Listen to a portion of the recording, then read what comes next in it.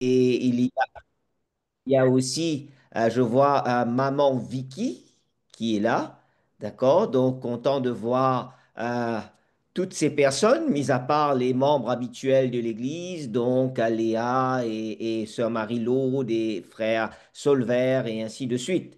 Donc, il y a aussi la sœur Catherine, il y a aussi d'autres personnes qui sont là. Donc, très content de vous retrouver encore ce soir, alors que nous continuons à explorer les différentes facettes de celui qu'on appelle l'homme de tous les temps. Hein, l'homme de tous les temps qui est Jésus, celui qui transcende le temps, les années, les époques, les saisons, et celui qui reste et demeure éternellement.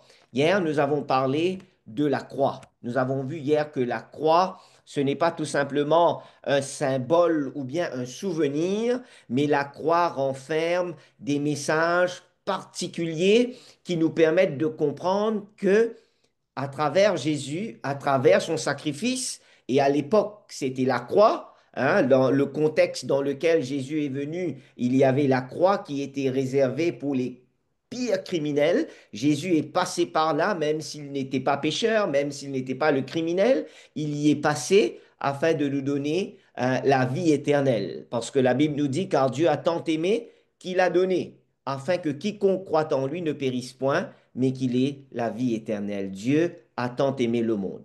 Et ce soir, nous continuons notre parcours, nous continuons cette découverte ensemble. Et hier, je vous ai dit hier que le sujet pour aujourd'hui a pour titre C'est accompli. C'est accompli. En d'autres mots, c'est complété. L'objectif est atteint. C'est accompli veut dire c'est complété, l'objectif est atteint. Lorsque nous parcourons la Bible, nous allons voir que dans la Bible, l'expression c'est accompli ou c'est fait, c'est complété est utilisée à 4 reprises dans la Bible. Cette expression est utilisée à 4 reprises dans la Bible. Il y a à la création, cela a été utilisé sur la croix par Jésus avant que Jésus ne respire son dernier souffle, avant d'expirer. Cela va être aussi prononcé à la fin des 7 plaies dans Apocalypse, le chapitre 16, le verset 17, et à la fin et aussi à la fin de la restauration de ce monde, quand Dieu va faire de nouveaux cieux et une nouvelle terre, Apocalypse chapitre 21, le verset 6, Dieu va aussi prononcer ces termes, c'est accompli. Pourquoi est-ce que Dieu va répéter ces termes à différentes reprises, particulièrement dans ces 4 épisodes dans de la vie humaine, de la vie terrestre, création, la croix, la fin des 7 plaies dans l'Apocalypse et à la restauration de ce monde. Pourquoi?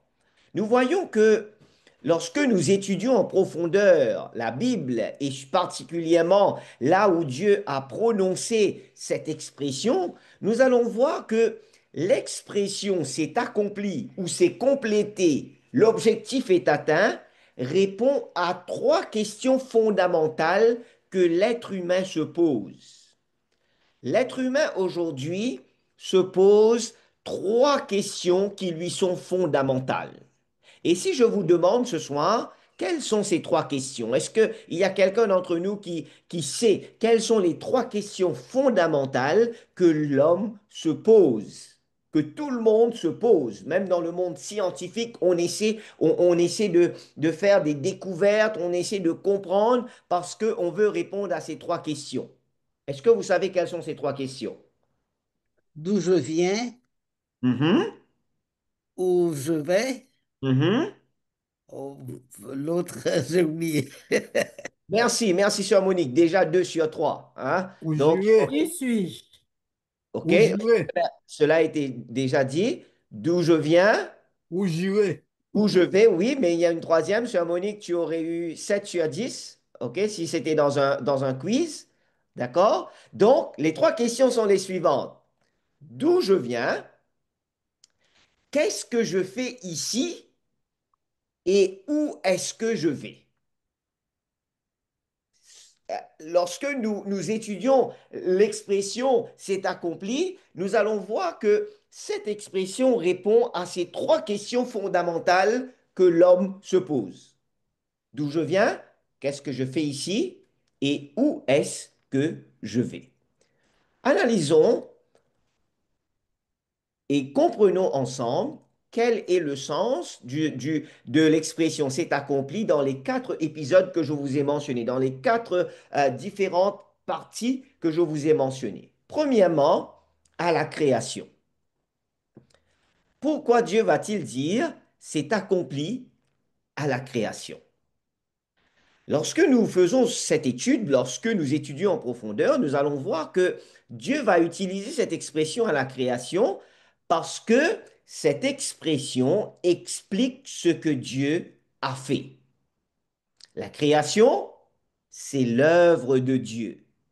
La création, c'est l'œuvre de Dieu qui est le créateur. Parce que l'homme, nous qui sommes les humains, on n'existe pas par rapport à l'évolution, comme beaucoup de gens aujourd'hui tentent de nous le faire croire. Nous n'existons pas à cause de l'évolution. Il y a des gens qui disent l'homme a évolué de singe ou bien il y avait une bombe. En anglais, on dit the Big Bang. OK, il y a une grosse explosion et puis il y a les cellules, les atomes qui se sont divisés, qui se sont reproduits, etc., etc., jusqu'à la fin, on a existé. Ou d'autres personnes qui disent non, on était des singes auparavant et puis l'homme a évolué, a évolué, a évolué jusqu'à devenir homme. On pourrait discuter sur ce sujet pendant des heures et des heures pour démontrer que cela n'est pas vrai. Cela n'est pas vrai. Et d'ailleurs, celui qui a mis dans la tête des gens, ou bien qui a fait croire aux gens que l'évolution existe, vous le connaissez, c'était qui? C'est qui le père de l'évolution, de cette théorie? Qui c'est? Personne? Darwin. Darwin, merci. Même lorsque nous étudions la vie de Darwin, nous allons voir qu'à la fin de sa vie, Darwin ne savait vraiment pas si ce qu'il avait dit était vrai, il n'était même pas convaincu. Donc, nous n'existons pas à cause de l'évolution. Nous existons parce que Dieu nous a créés. Nous existons parce que il y a un créateur. Je ne peux pas accepter que mes arrière, arrière, arrière grands-parents étaient des singes. Non, c'est pas possible. Dieu a utilisé cet accompli à la création parce que c'est lui qui a créé toutes choses. L'année 1968 a été une des années qui va marquer l'histoire de notre monde. 1968, qu'est-ce qui s'était passé? En 1968, il y avait la guerre au Vietnam qui a fait beaucoup de victimes.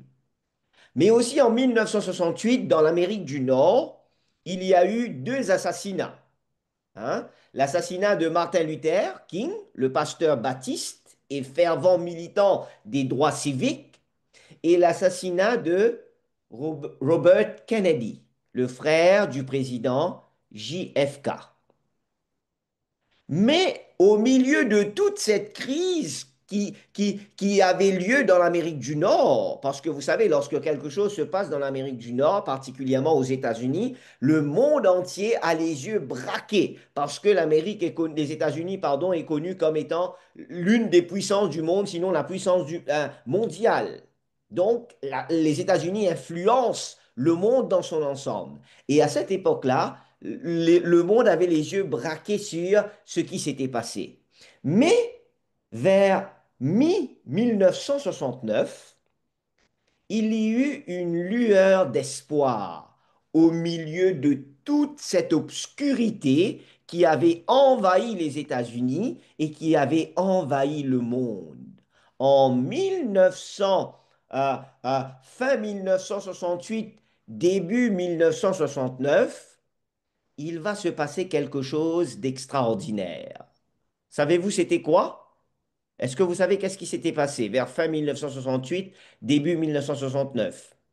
On nous dit que ce jour-là, il y avait Apollo 8 qui était lancé en orbite autour de la Lune le 21 décembre 1968. Le premier vaisseau spatial habité avait quitté l'orbite terrestre basse et c'est le premier à se mettre en orbite autour de la Lune. Et à son bord, il y avait ces trois hommes, William Anders, James Lovell et Frank Borman. Ces trois hommes avaient accepté de, de faire partie de cette première dans l'histoire mondiale. Et là, les télévisions diffusaient des images sensationnelles, du jamais vu. À l'époque, on n'avait pas de télé Smart TV, hein, des télés connectées. À l'époque, il n'y avait même pas des télés Android.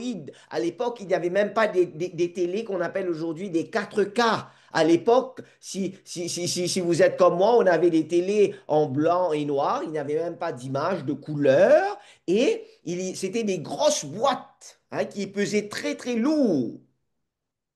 Mais Mhm.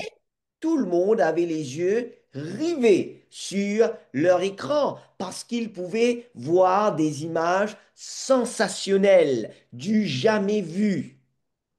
Et lorsque nous regardons l'histoire, l'histoire nous dit que lorsque les hommes vont embarquer dans ce vaisseau pour aller autour, pour aller sur la Lune, ils cherchaient le discours qu'ils allaient faire du haut de la Terre, du haut de l'univers, hein, en dehors de la Terre, sur la Lune. Ils ont cherché qu'est-ce que nous pouvons dire parce que tout le monde va nous regarder, quel est le discours qu'on pourrait faire.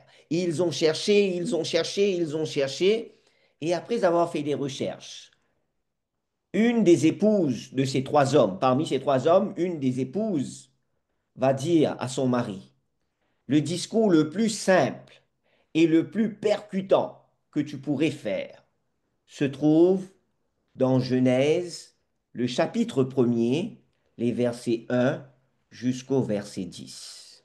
Ces hommes vont lire des paroles familières provenant du livre des siècles qu'on appelle la Bible. Le premier discours de l'espace à la veille de Noël, c'était au commencement, Dieu créa les cieux et la terre. À plus de 402 000 kilomètres, vous pouvez convertir en miles, parce que je sais que dans l'Amérique du Nord et surtout aux États-Unis, on utilise plus le miles.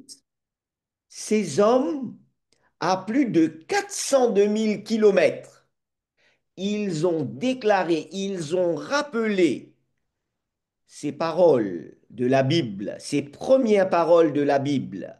Au commencement, Dieu créa les cieux et la terre. Gravitant autour de la lune, regardant la terre d'une perspective d'aussi loin, ils vont nous rappeler, ils vont rappeler au monde que la vie n'est pas le résultat d'un accident cosmique. La vie n'est pas le résultat d'une évolution qui est arrivée par elle-même. La vie est le résultat d'une création par le Créateur parce que la Bible nous confirme qu'au commencement, Dieu créa les cieux et la terre. Chers amis, en 2025, encore aujourd'hui, ces mots ont une signification profonde et pratique. Ces mots que la Bible renferme, que la Bible déclare, ont une signification profonde et pratique pour chacun d'entre nous. Que nous voulons croire ou pas, cela a une signification profonde pour chacun d'entre nous. Et si nous regardons de plus près la création de Dieu, la Bible nous fait comprendre que quand Dieu va compléter la semaine de la création, Vous savez que les scientifiques n'arrivent pas encore à trouver comment est-ce qu'on peut avoir une semaine de 7 jours. D'habitude, on a toujours, euh, par exemple, le mois, c'est 30, ok, chiffre pair, des fois 31, mais 30, chiffre pair. Le nombre de jours dans une année, 365, 366, ça va, mais personne n'arrive encore à comprendre comment on peut avoir une semaine de 7 jours. Parce que lorsqu'on divise 7, on n'arrive pas à avoir un chiffre rond. C'est toujours un chiffre avec une fraction, un décimal, une décimale. Donc, la semaine de la création, la semaine de 7 jours a été instituée par Dieu.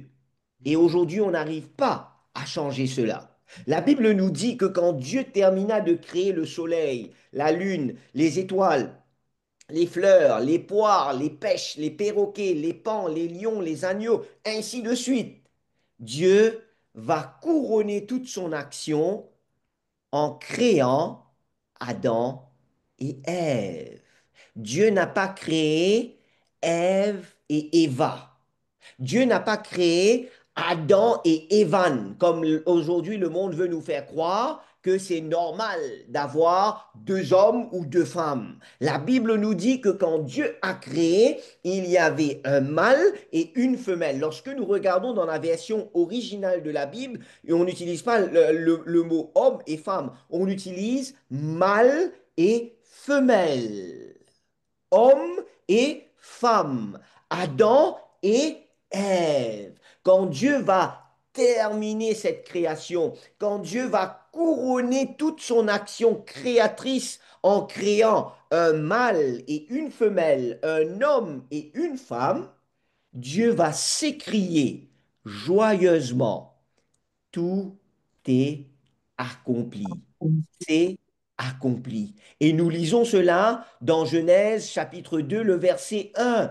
Ainsi furent achevés les cieux et la terre et toute leur armée. Le mot achevé ici vient du mot hébreu kala, K-A-L-A-H, qui veut dire accompli, complété. On aurait pu traduire ainsi fut accompli. Mais ici, on choisit dans certaines versions de la Bible, on a traduit par achevé. Mais le mot achevé, venant du mot original en hébreu, veut dire accompli, complété. C'est vrai, personne sur cette terre ne veut être un zéro. On veut être un héros, mais pas un zéro. Personne ne veut être un orphelin cosmique. Personne ne veut être un moins que rien. Tout le monde voudrait être quelqu'un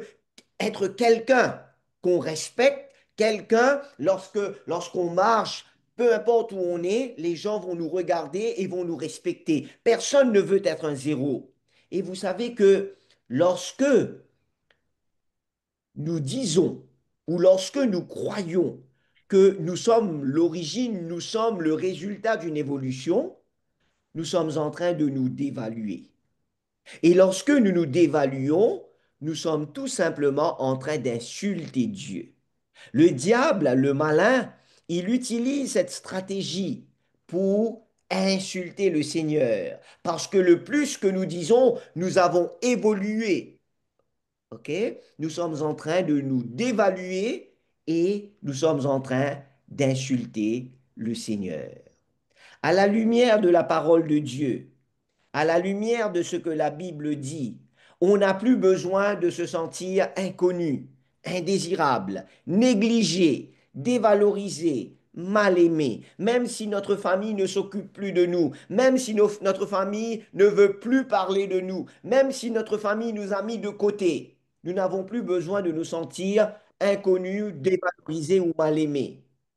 Parce que pour chacun d'entre nous qui avons été créés, nous tous qui avons été créés, lorsque nos premiers parents ont été créés par le Seigneur, Dieu a dit, c'est accompli. C'était le couronnement de la création. Pour quelqu'un qui se sent seul, pour quelqu'un qui se sent méprisé, quand Dieu dit c'est accompli, cela veut dire que ces sentiments doivent être mis de côté. Parce que c'est accompli veut dire que l'éloignement, l'abandon, la solitude, le faible estime de soi, l'absence d'appartenance, l'absence d'identité, lorsque Dieu dit c'est accompli, cela veut dire que tous ces aspects négatifs sont terminés. C'est accompli veut dire que je suis un enfant de Dieu. Je suis un fils ou une fille de Dieu. C'est extraordinaire de voir que la Bible nous dit dans Éphésiens chapitre 2, le verset 18 et 19, car par lui, nous avons les uns et les autres accès auprès du Père, par Jésus, dans un même esprit. Ainsi donc, c'est la Bible qui le dit, ce n'est pas Pasteur Wesley qui le dit ce soir, mais c'est la Bible qui le dit. Ainsi donc, vous n'êtes plus des étrangers, ni des gens du dehors, mais vous êtes concitoyens des saints, gens de la maison de Dieu. On n'est pas le produit de l'évolution. On n'existe pas par accident ou par hasard. Même si les gens, les êtres humains comme nous ont abandonnés, la Bible me dit ce soir, la Bible nous dit ce soir que nous sommes concitoyens des saints, gens de la maison de Dieu. On n'est pas étrangers. Lorsque nous regardons le corps humain, c'est extraordinaire, c'est fascinant de voir comment le corps humain a été construit. Comment le corps humain a été construit. Et c'est étonnant de voir, je me rappelle que je crois que Sœur Monique disait sabbat dernier dans l'histoire des enfants, lorsqu'on parlait des girafes, elle disait que effectivement, aucun être humain n'a la même empreinte qu'un autre. Chaque être humain a une empreinte unique, même des jumeaux n'ont pas la même empreinte. L'ADN de chacun d'entre nous est différent. Comment est-ce que nous pouvons dire ou nous pouvons croire que nous existons par rapport à l'évolution? C'est impossible. Aujourd'hui, on essaie de cloner des gens, on essaie de cloner l'être humain, mais on n'arrive pas à cloner l'être humain pour avoir un être humain qui réagirait pareil comme un être humain normal, parce que cela dépasse notre entendement, cela dépasse notre intelligence. Si toutefois tu te sens seul, si toutefois tu t'es senti orphelin ou abandonné, je voudrais te rassurer ce soir, la Bible te rassure ce soir, que tu es concitoyen des saints, tu es un fils, tu es une fille de Dieu. Vous savez, Amen. on raconte Amen. en Roumanie, il y a beaucoup d'orphelins. On dit qu'en Roumanie, la situation est difficile, avec 24% de la population qui vit sous le seuil de la pauvreté. Ils touchent un salaire moyen de 250 dollars par mois. 250 dollars canadiens par mois. Vous imaginez la pauvreté dans laquelle 24% de la population se trouve. Et par rapport à cette situation, beaucoup de parents ont été contraints d'abandonner leurs enfants sans papier, sans identité. Ils l'ont abandonné sous des ponts, ils l'ont abandonné près des hôpitaux, ils ont abandonné leurs enfants dans des endroits non fréquentés parce qu'ils ne pouvaient pas prendre soin de ces enfants. Et 30 ans auparavant, il y a 30 ans, on dit que la Roumanie avait plus de 600 orphelinats. Il y avait plus de 600 orphelinats en Roumanie, 30 ans de cela. Aujourd'hui, la situation s'est améliorée, certes, mais il y a toujours ce problème. Et imaginez-vous, lorsqu'un enfant n'a pas de papier, n'a pas d'identité, on l'a abandonné, il a été recueilli, lorsqu'un parent ou bien lorsque des personnes veulent adopter ces enfants, les procédures d'adoption deviennent très difficiles, très chères, très bureaucratiques. On utilise des enfants pour se faire de l'argent. Il y a des gens qui sont tellement malsains qui demandent de l'argent et de l'argent et de l'argent pour pouvoir faciliter l'adoption de ces enfants. Donc en Roumanie, les enfants qui vivent dans les orphelinats, qui ont vécu dans ces expériences malheureuses, on les appelle des sans-papiers, sans identité. Et c'est une honte pour ces enfants lorsque les gens leur disent, et toi sans papier, viens ici. Et toi sans identité, viens ici. C'est une honte pour eux. Mais la Bible nous dit que lorsque Dieu a dit dans sa parole, c'est accompli à la création, quand Dieu a dit c'est accompli, il veut dire que tu n'es pas un orphelin cosmique. Même si les gens te disent tu es orphelin, moi je suis ton père, nous dit le Seigneur, te dit le Seigneur. Dieu nous dit, lorsqu'il dit c'est accompli à la création, il est en train de dire tu n'es pas un enfant abandonné, tu n'es pas un enfant indésirable, tu es mon enfant, tu es mon fils, tu es ma fille. Et Ésaïe 43, le verset 1, vous pouvez lire le verset 2, 3, 4, 5 à la maison. Le verset 1 tout simplement nous dit, ainsi parle maintenant l'Éternel qui t'a créé, ô Jacob, celui qui t'a formé, ô Israël. Ne crains rien, car je te rachète. Je t'appelle par ton nom, tu es à moi. Amen, amen. C'est accompli à la création veut dire que nous avons été créés par Dieu. Dieu est notre Père et il est celui qui nous dirige. C'est accompli a été aussi prononcé sur la croix du Calvaire. Sur la croix, Jésus a prononcé son effet. C'est accompli. C'est accompli sur la croix prouve que quelqu'un veut de toi. Même si tu te sens abandonné par la famille, il y a quelqu'un qui veut de toi. Jésus veut de toi. C'est accompli à la croix, nous rappelle que il y a quelqu'un qui nous aime. Et son amour pour nous dépasse de loin l'amour de tous ceux qui pourraient nous aimer sur cette terre. C'est accompli à la croix nous rappelle que quelqu'un a payé le prix infini pour te racheter, pour me racheter, pour me donner la possibilité d'avoir accès à la vie éternelle, ce que les premiers parents, Adam et Ève, ont perdu dans le jardin d'Éden.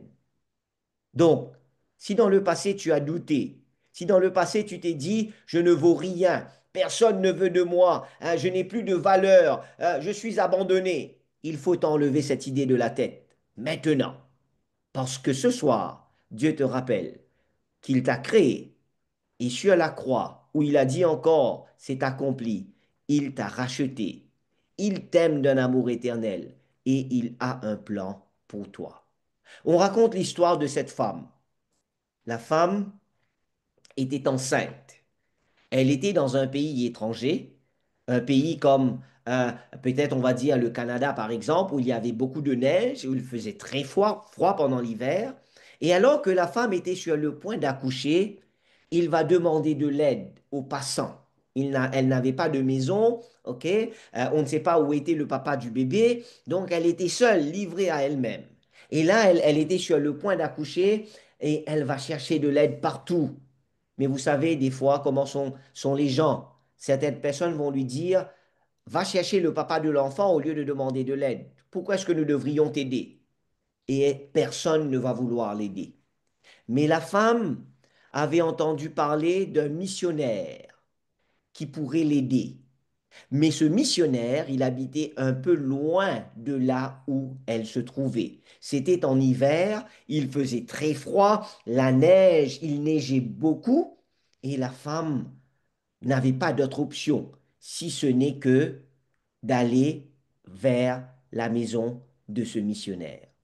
Mais on raconte que alors qu'elle essayait d'aller là-bas, la nuit était froide, il y avait beaucoup de neige, et la femme ne pouvait plus continuer. Et elle va trouver refuge sous un pont, et elle va donner naissance par elle-même à son bébé. Et il faisait tellement froid que la femme va décider d'enlever tous ses vêtements pour entourer son bébé afin que le bébé ne meure pas de froid.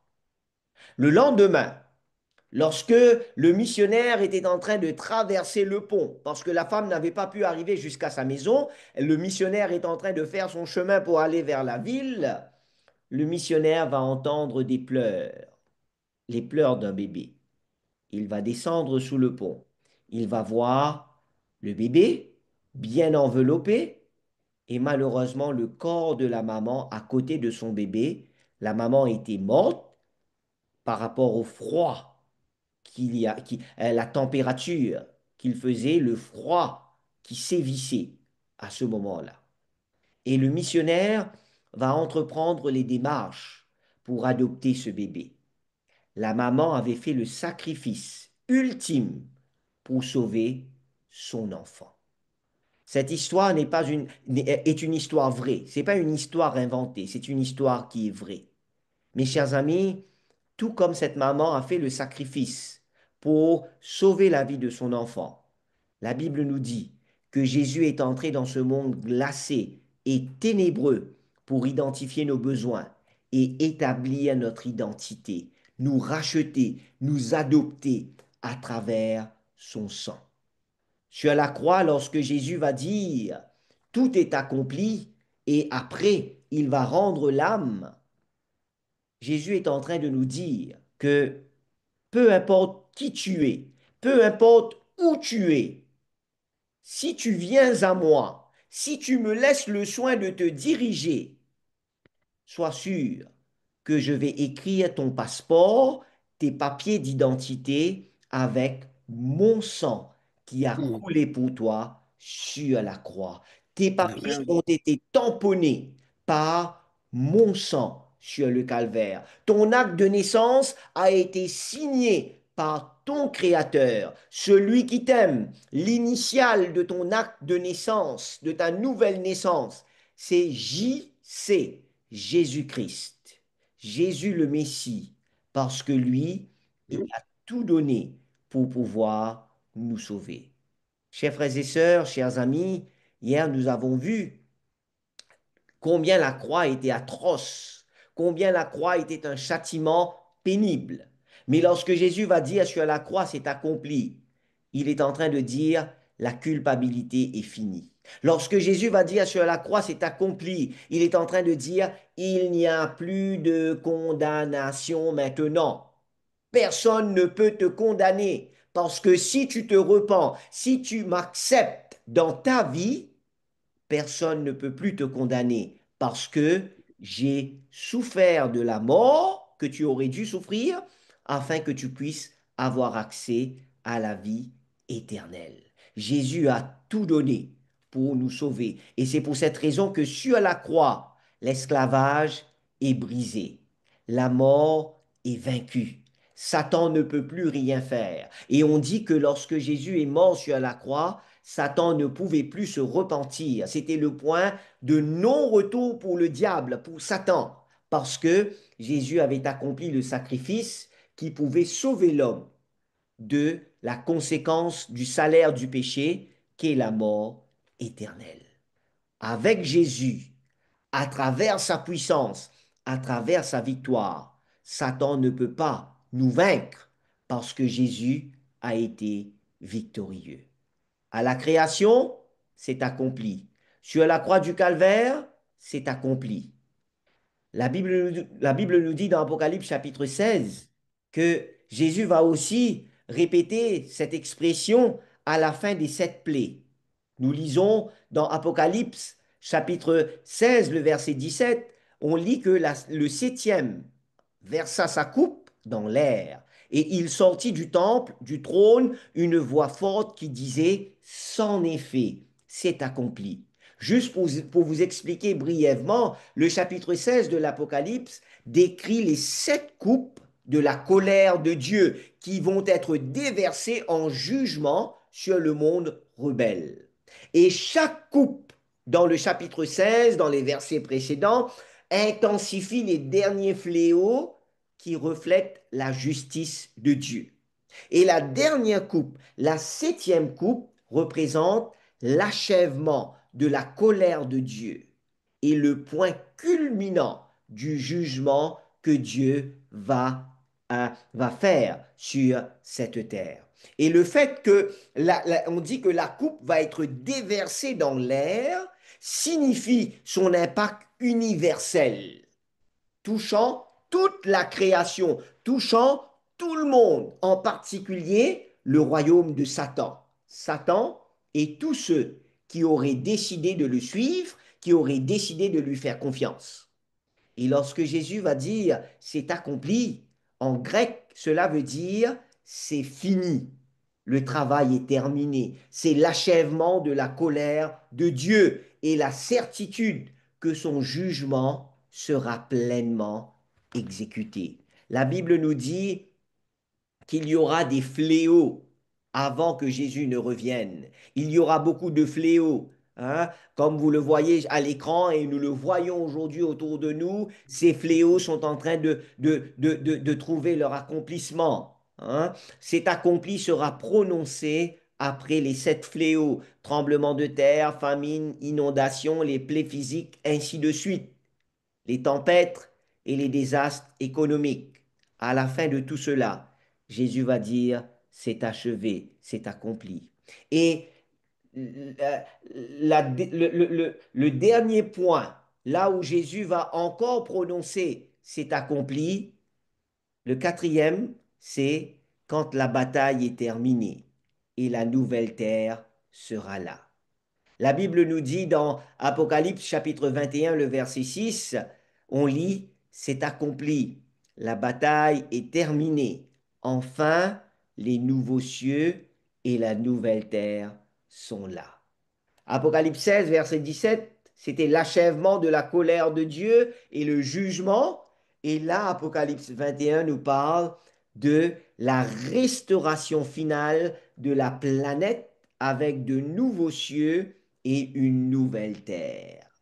C'est l'achèvement, c'est la fin de la rédemption. Dieu termine. Cela signifie que le plan du salut et le plan de renouveau de Dieu est pleinement accompli selon sa parole. C'est accompli, c'est pour très bientôt. Nous pouvons donc, en nous appuyant sur la Bible, nous pouvons être sûrs que la promesse que Dieu nous a faite dans Jean 14, versets 1 à 3, va se réaliser. Jésus a dit que votre cœur ne se trouble point. Croyez en Dieu et croyez en moi, nous dit Jésus. Il y a plusieurs demeures dans la maison de mon Père. Si cela n'était pas, je vous l'aurais dit. Je vais vous préparer une place. Et lorsque je m'en serai allé et que je vous aurai préparé une place, je reviendrai et je vous prendrai avec moi, afin que là où je suis, vous y soyez aussi.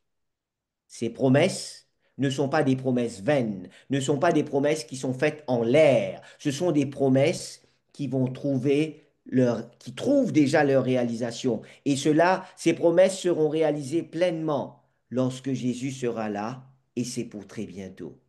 Chers amis, alors que je termine ce soir, je vous raconte cette légende roumaine que beaucoup de Roumains connaissent. On raconte l'histoire un jour qu'il y avait un riche qui avait une grande maison, qui avait beaucoup de richesses, beaucoup d'animaux, beaucoup de troupeaux.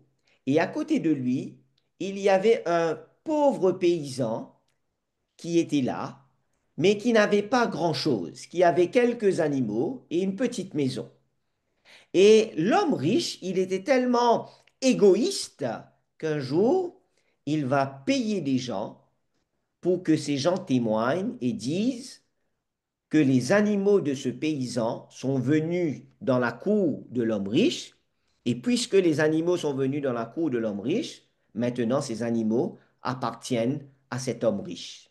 Et puisqu'il y avait des témoins qui étaient payés par l'homme riche, la cour va dire, ben ok, le jugement va être prononcé.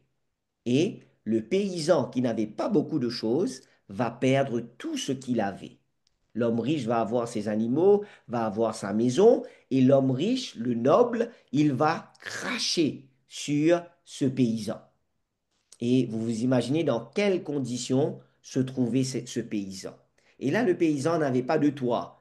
Il mendiait, ok? Il demandait de l'argent et il vivait dans la rue. Il était un SDF. Mais un jour, on raconte qu'un jour, le roi était en train de passer, était en train de faire le tour dans la ville. Et alors que les gens de la ville avaient l'habitude de se moquer de cet homme, de ce paysan, alors que le roi passe un jour dans la ville, le paysan va faire de son mieux pour pouvoir rencontrer le roi.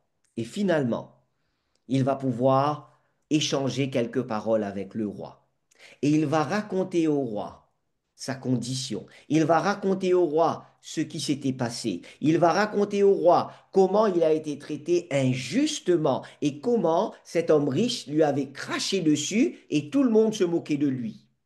Et là, le roi était touché par son histoire parce que le roi pouvait voir sa sincérité. Le roi va descendre de sa calèche et il va s'approcher de cet homme. Il va dire à cet homme, je compatis à ce qui s'est passé dans ta vie. Voilà, je vais te donner 2 sacs remplis d'or et de pierres précieuses. Et non seulement je vais te donner 2 sacs remplis d'or et de pierres précieuses, mais je vais t'embrasser sur les 2 côtés de ta joue, devant tout le monde ici. Et tu vas pouvoir, à partir d'aujourd'hui, dire aux gens, comme ils voient déjà, tu vas pouvoir leur rappeler que là où cet homme riche t'a craché dessus, le roi t'a donné 2 baisers pour enlever cette honte qu'il y avait sur toi. Imaginez-vous comment se sentait cet homme, ce paysan. Cet homme, ce paysan, il va recevoir plus que ce qu'il avait perdu. Parce que le trésor que le roi va lui donner va remplacer les lambeaux qu'il avait. Les vêtements sales, les vêtements déchirés. Il n'avait pas grand-chose d'ailleurs. Il va recevoir un trésor avec beaucoup plus de valeur.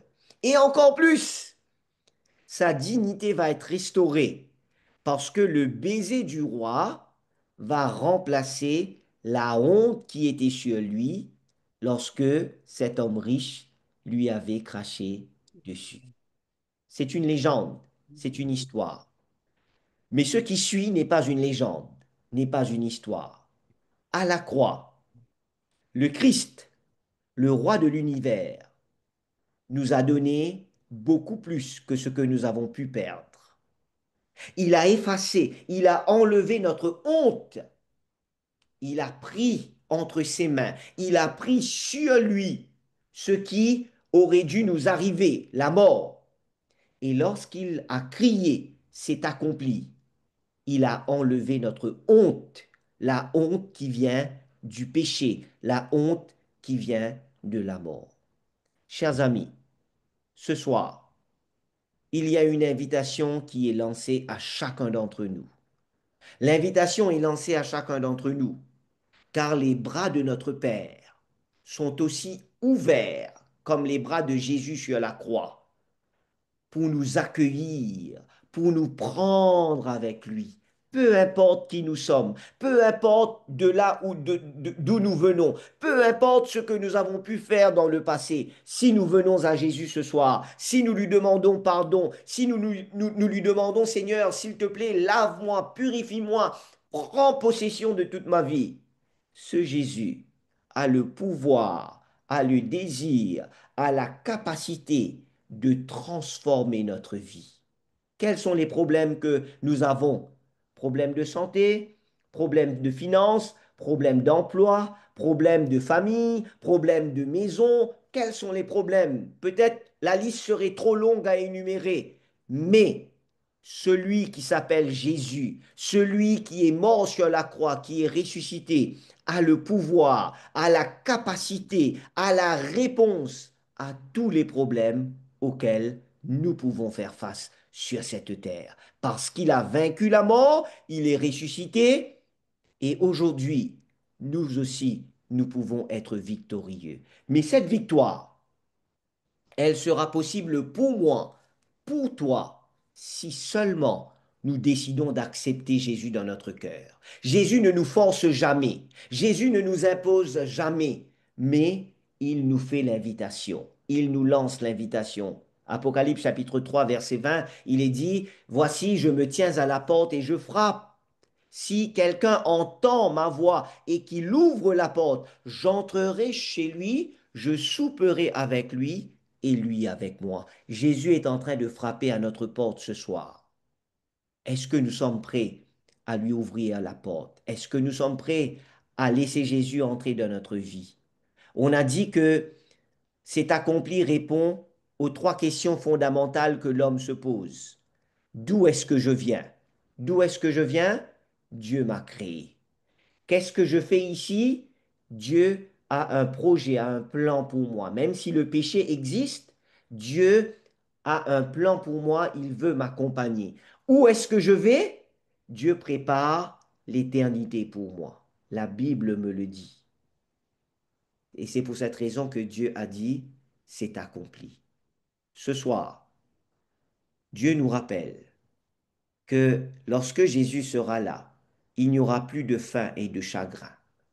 Il n'y aura plus de famine, plus de maladie, plus de mort, plus d'hôpital, plus d'urgence, plus de mort, plus de cercueil. Il n'y aura plus de pauvreté et de douleur. Quand Jésus sera là, plus de maladie, de chagrin ou de souffrance, plus de larmes et de tourmentes, plus de guerre, plus de fatigue, plus d'inquiétude, parce que nous serons avec Dieu dans l'éternité. Est-ce que tu voudrais être avec ce Dieu? Est-ce que tu voudrais être avec Jésus lorsqu'il reviendra? Parce qu'il a promis qu'il reviendra. Alors que nous allons, dans quelques instants, quelques secondes, écouter un chant spécial et après ce chant spécial, nous allons terminer par la prière. Il y a ce soir une décision que je t'invite à prendre et je demanderai à frère Ralph s'il peut envoyer le lien sur le chat. Donc, ce soir, il y a 4 décisions à prendre. 4 décisions qui renferment une décision. 4 points qui sont reliés à une décision. Le premier point, je crois que le salut ne vient que par la grâce au travers de la foi. Est-ce que tu crois que c'est à travers la foi en Jésus et par la grâce que nous sommes sauvés? Si tu le crois, je t'invite à cocher la petite case. Deuxième, j'accepte le pardon que Jésus offre librement et je crois qu'il désire que je mène une vie libre de toute destruction et de toute culpabilité. Si tu crois cela, si tu acceptes le pardon de Jésus et si tu crois qu'il Jésus va et désire te libérer, Jésus désire que tu mènes une vie sur cette terre qui soit libre de toute destruction, de toute culpabilité. Coche cette case. Troisième, je choisis de répondre à son sacrifice, le sacrifice qu'il a fait, à travers une vie d'engagement et d'obéissance à sa volonté. Nous n'obéissons pas à Dieu pour que nous soyons sauvés. Nous obéissons au Seigneur parce qu'il nous a sauvés. Est-ce que tu choisis ce soir de répondre à travers une vie d'engagement, tu t'engages et tu veux obéir à sa volonté? Et quatrième, j'accepte Jésus comme mon Seigneur et mon Sauveur personnel. Le lien a déjà été posté sur le chat. Il y a la version française. Non, il y a une seule version, OK? Version française et anglaise dans le même lien, OK? Vous pouvez cliquer sur le chat. Et alors que nous allons écouter en prière le chant qui nous sera interprété par notre sœur Laguerre, je vous invite, chers amis, vous qui êtes là, à prendre le temps de réfléchir et de choisir qu'est-ce que vous voulez faire. Est-ce que vous êtes prêt, vous êtes disposé à cocher ces différentes déclarations ou bien vous voulez attendre encore, tout en sachant que attendre peut être dangereux parce que nous ne savons pas ce qui va se passer demain. Nous ne savons pas ce qui va nous arriver demain. Aujourd'hui, c'est le moment. Maintenant, c'est le moment. Donc, si vous voulez vraiment suivre le Seigneur, si vous voulez vous abandonner à lui, si vous voulez croire vraiment et lui laisser le soin de vous diriger, c'est le moment de cocher ces décisions que vous pouvez avoir en cliquant sur le lien. Lorsque vous avez rempli cela, vous pouvez soumettre la décision, comme on le fait pour le quiz. Et alors que vous faites cela, je vous invite à écouter le chant, à visionner le chant qui nous sera interprété par la sœur en prière. Frère Ralph va nous partager le chant.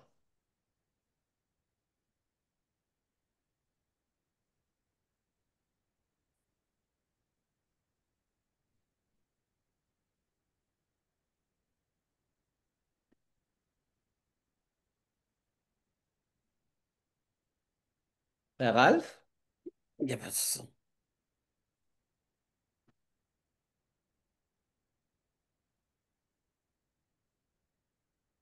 vous pouvez déjà commencer à remplir la fiche.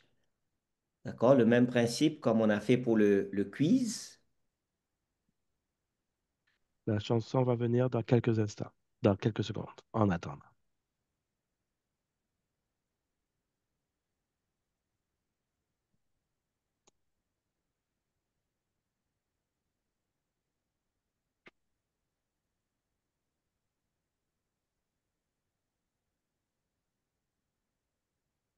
Mhm.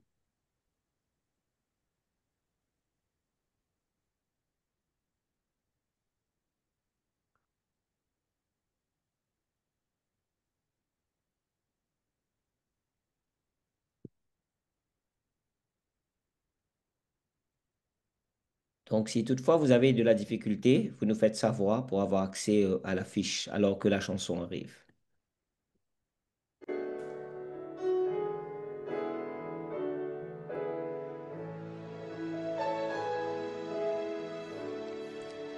Like the woman at the well, I was seeking for things that could not satisfy.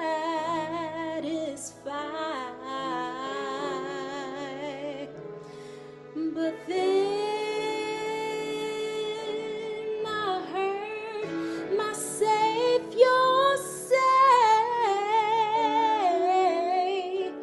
draw from my well that never shall run dry. Oh, fill my cup, Lord. I lift it up, Lord. Come and quench this thirsting of my soul.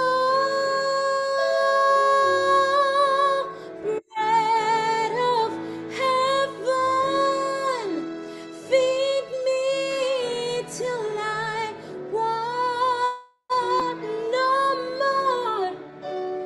Fill my cup, Lord. Fill it up and make me whole.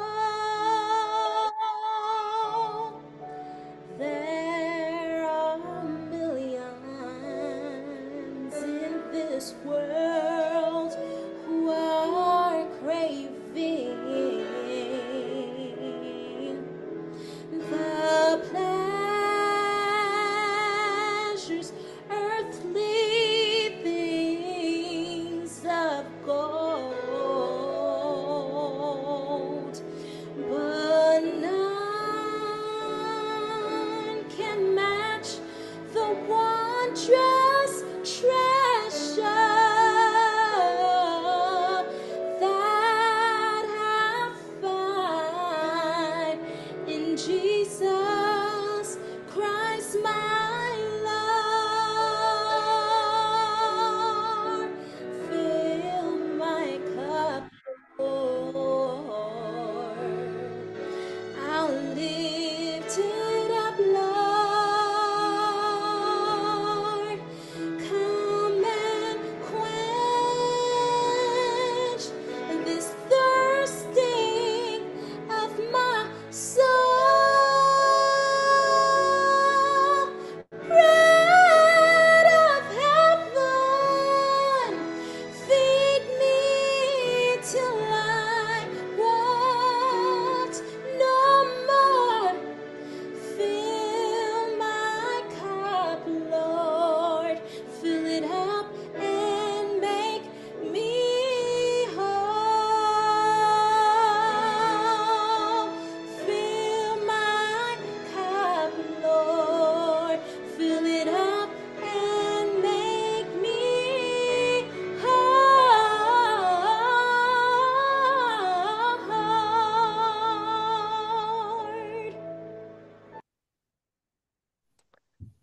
Amen. Amen. Chers Amen. amis, très bientôt,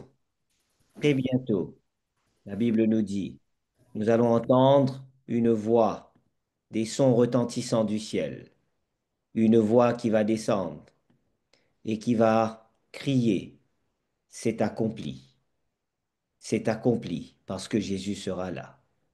Voudrais-tu faire partie, ce jour-là, de ceux qui seront dans la joie pour aller avec Jésus dans l'éternité, pour jouir de l'éternité avec lui, où il n'y aura plus de mal, plus de souffrance? J'espère, je prie que tu as pris la bonne décision ce soir en t'abandonnant au Seigneur et en lui laissant le soin de te diriger dans toute ta vie, car Jésus revient très bientôt. Prions ensemble. Notre Dieu, notre Père, nous voulons te remercier ce soir. Nous voulons te remercier parce que tu nous aimes, tu prends soin de nous. Nous avons vu ce soir que nous ne sommes pas le résultat d'un accident, d'une coïncidence. Si nous sommes là, c'est parce que tu l'as voulu. Et puisque nous sommes là, tu as un plan, tu as un projet pour nous. Nous savons d'où je viens, nous savons d'où nous venons, nous savons qu'est-ce que nous faisons ici et nous savons où nous allons parce que Jésus revient très bientôt. Père, aide-nous à pouvoir nous détacher de tout ce qui n'est pas de toi, à pouvoir mettre de côté tout ce qui nous empêcherait de nous abandonner à toi. Aide-nous à pouvoir vraiment nous engager avec toi et nous préparer, parce que nous voudrions faire partie de ceux qui diront lorsque tu reviendras très bientôt, nous voudrions faire partie de ceux à qui tu diras, rentre dans la joie de ton maître et reçois l'éternité. Oui, Seigneur, comme nous venons d'entendre dans ce chant, remplis notre coupe. Remplis notre coupe, non de choses éphémères, mais remplis notre coupe, remplis notre vie de ta présence, de ta paix et de ta grâce. Que nous puissions ce soir nous abandonner à toi, répondre favorablement à ton invitation, à ton appel, et que nous puissions décider de te suivre maintenant, aujourd'hui, car tu as promis que tu reviendras très bientôt pour nous prendre avec toi, afin que nous soyons là où toi tu seras. En attendant ce jour, garde-nous toujours près de toi et aide-nous, Seigneur, à persévérer et à remporter la victoire sur tous ceux qui pourraient nous détacher, qui pourraient nous éloigner de toi. Alors que nous allons nous séparer, que ta grâce et que ta paix reposent sur nous, que nous puissions passer une bonne nuit de repos, que nous puissions, Seigneur, avoir une bonne journée d'activité demain et nous retrouver encore avec les autres personnes que nous inviterons, Seigneur, qui n'ont pas été là peut-être ce soir, que nous puissions passer un moment encore à l'écoute de ta parole et découvrir une autre facette de l'homme de tous les temps, de Jésus, notre Seigneur et Sauveur. Car c'est en son nom, grand Dieu, que nous t'adressons ces requêtes qui sont montées vers toi. Merci de les exaucer. Amen.